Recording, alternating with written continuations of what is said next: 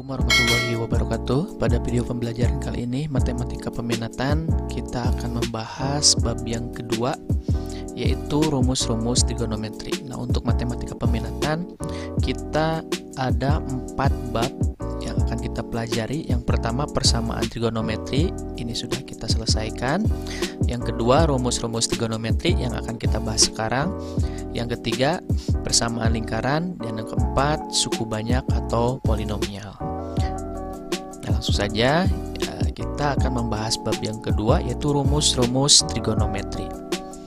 Nah, di sini ada kompetensi dasar yang harus kalian capai. Yang pertama, membedakan penggunaan jumlah dan selisih sinus dan kosinus.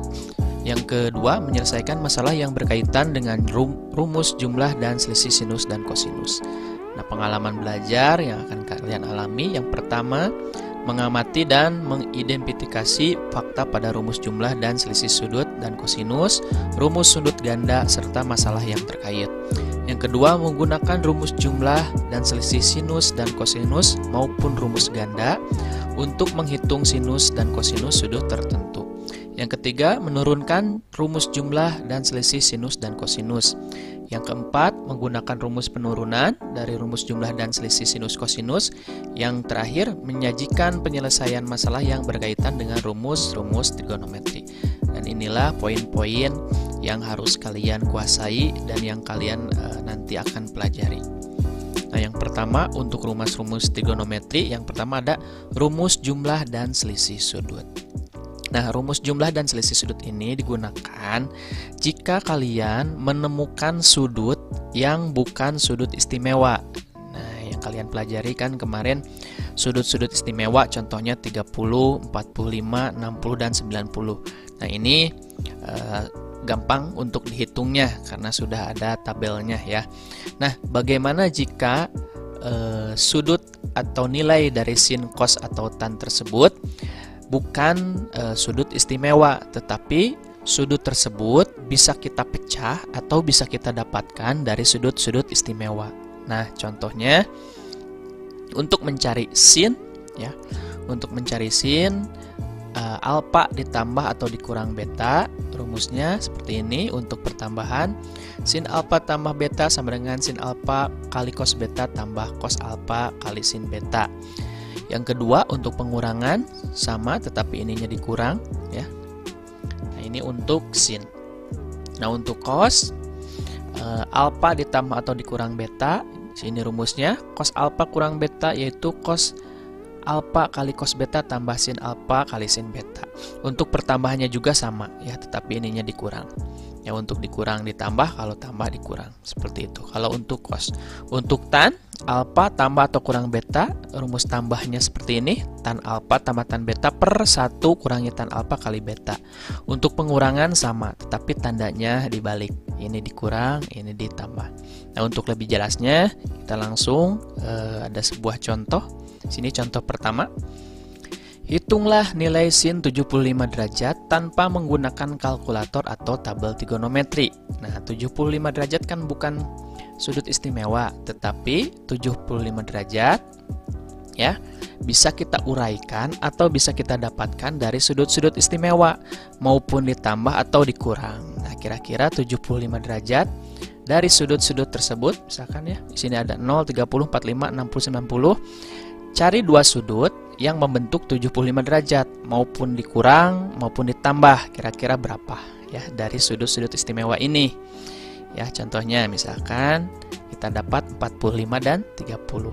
45 ditambah 30 berapa? 75. 45 kan sudut istimewa ini. 30 sudut istimewa. Nah, seperti itu ya kurang lebih. Nah, berarti kita memakai rumus jumlah dari sin ya. Rumus jumlah dari sin itu kan ini, sin alfa tambah beta sama dengan sin alfa kali cos beta ditambah cos alfa kali sin beta. Nah, ini berarti ini kan sama, yang ini sama dengan ini, berarti alfanya 45 ini ya, betanya 30. Nah, kita uraikan, masukkan ke dalam rumus ini. Berarti jadi sin 45 dikali cos 30 ditambah cos 45 dikali sin 30. Seperti itu ya.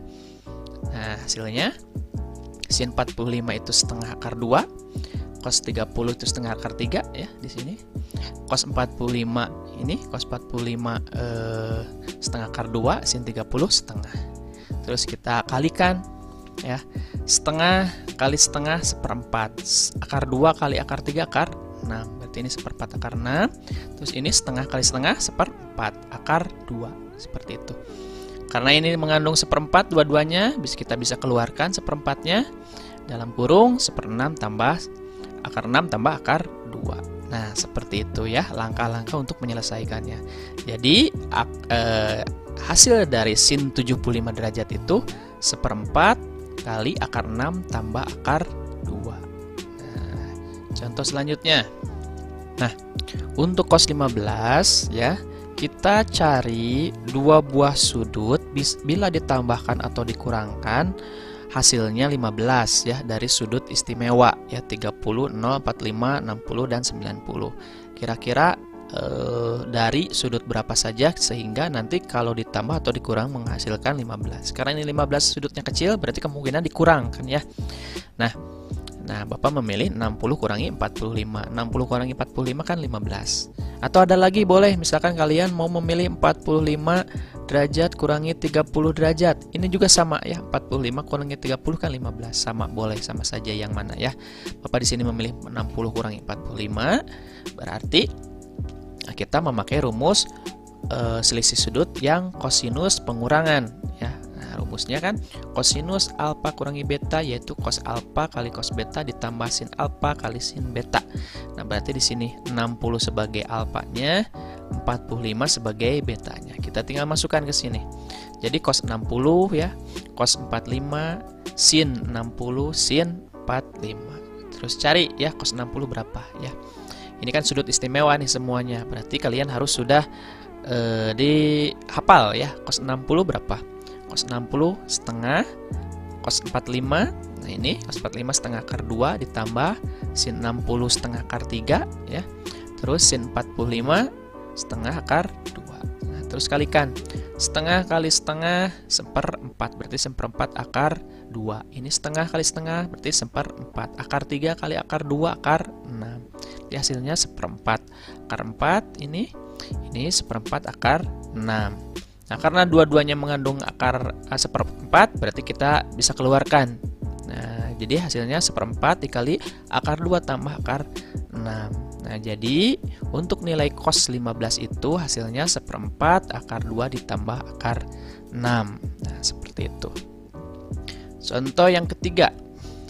Contoh yang ketiga di sini, hitunglah tanpa menggunakan kalkulator atau tabel trigonometri. Nah, di sini ada sebuah pembagian persamaan tan 80 derajat tambah tan 55 derajat per 1 kurangi tan 80 derajat kali tan 55 derajat. Nah, ini adalah, lihat, ini dengan ini sama ya.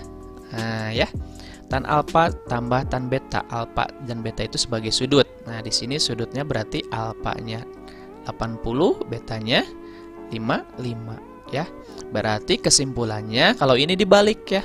Di sini uraian menjadi pertambahan ini. Nah, ya. Berarti hasilnya sini. Nah, ini kan berarti hasilnya tan 80 derajat tambah 55 derajat. Karena ini uraian dari tan 80 tambah 55 ya. Nah, diuraikan akar seperti ini.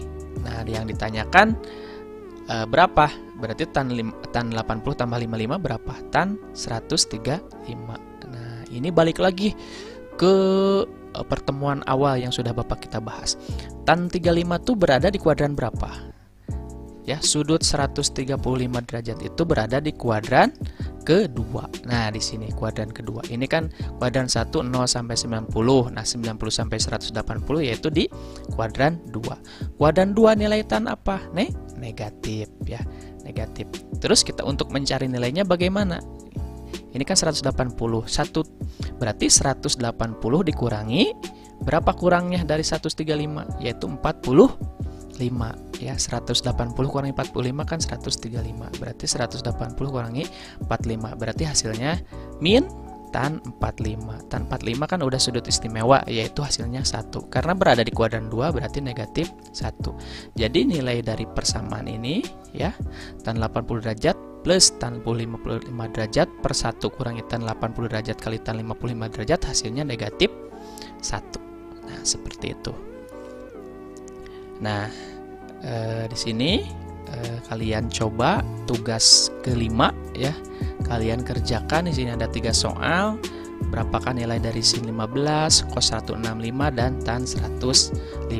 Kerjakan, upload di GCR kalau bisa berbentuk PDF ya, supaya Bapak bisa langsung memeriksanya. Demikian untuk pertemuan kali ini.